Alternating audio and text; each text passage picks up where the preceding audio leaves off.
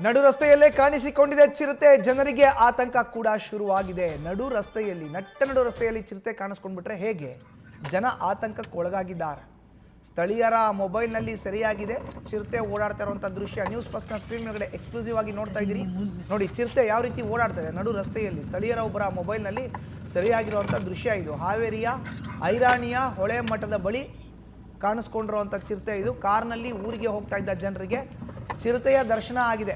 ಕಾರಿನ ಲೈಟ್ ಬೆಳಕಿನಿಂದ ಅರಣ್ಯದೊಳಗೆ ಓಡಿ ಹೋಗಿದೆ ಚಿರತೆ. ಐರಾಣಿ, ಅರೇಮಲ್ಲಾಪುರ ಸೇರಿ ಸುತ್ತಮುತ್ತ ಗ್ರಾಮಗಳಲ್ಲಿ ಈಗ ಭೀತಿ ಶುರುವಾಗಿದೆ. ಚಿರತೆ ಬಂದರೆ ಏನಪ್ಪ ಮಾಡೋದು ಅನ್ನೋ ಆತಂಕದಲ್ಲಿ ಜನ ಇದ್ದಾರೆ.